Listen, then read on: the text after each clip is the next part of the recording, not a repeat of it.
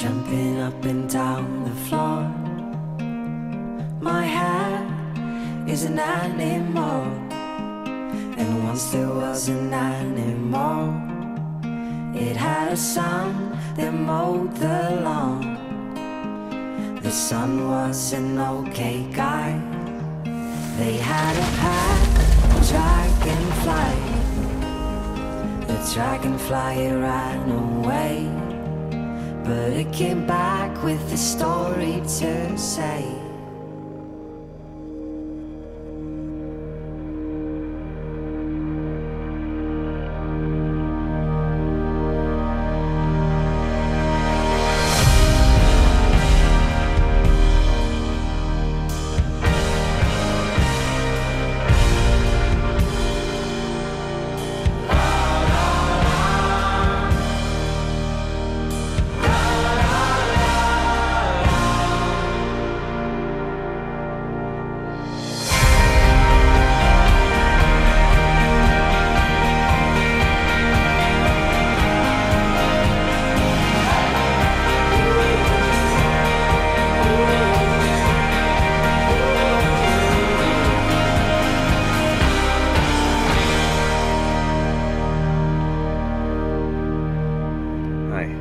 Do you have any cars available? Yeah, we have a blue one and a red one. I'll take the red one.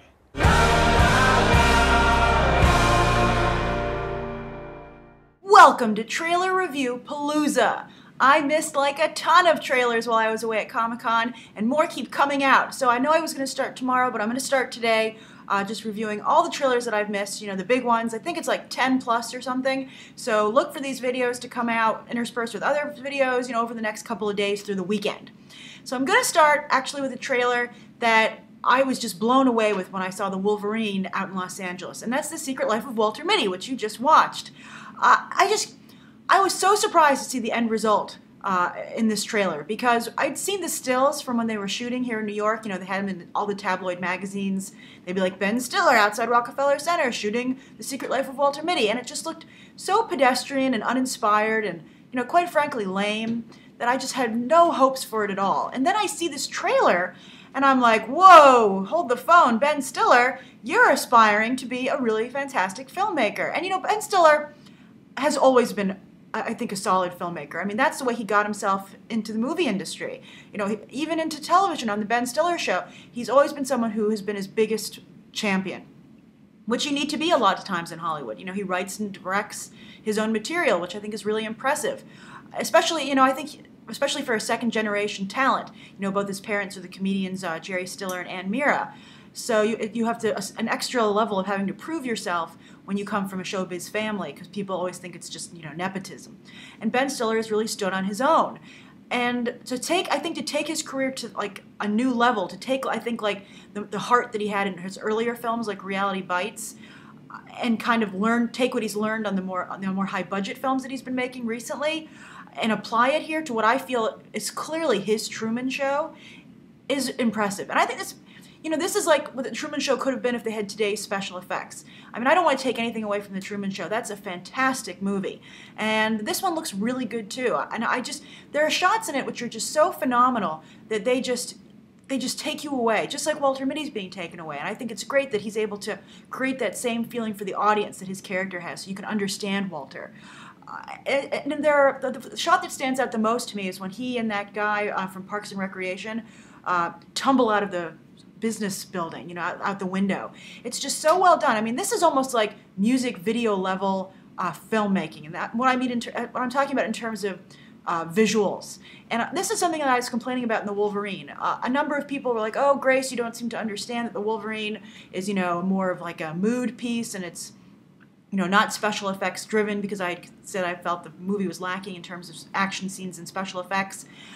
And this is what I think I was looking for. You know, if you're not going to have special effects and action sequences, you need these really kind of like amazing visuals. And that's what you have here, which is really fascinating. To have something where so many frames from this film look like they could be framed and put on your wall. And that's phenomenal. I mean, that's a kind of care in filmmaking that you don't see a lot these days. people just like let films just unfold at their leisure, and they don't really have to have a strong grip on them and what they want the audience to experience. And so I'm very excited to see that kind of disciplined filmmaking, and that's what I think we're seeing here. The only small thing that takes me out of the movie is that I have to say, unfortunately, I think Ben Stiller, you might notice that he looks a little different, and he looks, I'm sorry, a tad sick. And you might not have heard this, but Ben Stiller actually has Lyme disease, which I think is something that slowed him down a little bit in his career later on. Recently, you'll notice he doesn't make quite as many movies as he used to. I'm sure he was spending a lot of time preparing for this film, because also I can't believe Ben Stiller directed this movie. I mean, it's so impressive that he's able to master special effects as well as some of the best special effects directors out there working today. But it's sad and good for him that he's continuing to work, but to see a disease, so affect an actor in that way. Maybe it's just me. Maybe he looks like the same old Ben Stiller to others, but I do look at it and see someone who looks just a little bit like, you can tell his health is just a little bit off. But, kudos to him. I'm sure it must be very taxing to direct a movie under such conditions, direct and act. But, he's wanted to make this movie for a very long time. It looks like he's finally getting to make the movie he wanted to make without having to pull any punches, and I'm just so excited to experience it. So, one of the biggest surprises for me this year in terms of seeing what the final product is. I'm so excited to see the film on Christmas Day. My expectations just went hugely up. I would actually say, this is almost like Wachowski level in terms of visuals, like that kind of attention. But if Ben Stiller can have a great disciplined story to go along with those visuals, he could really, and it was something I think the Wachowskis are lacking in sometimes. This could be just really amazing. But I'm very excited. This looks fantastic. And what do you think? Are you as impressed as I am? Write your thoughts down below and stay tuned for more trailer reviews.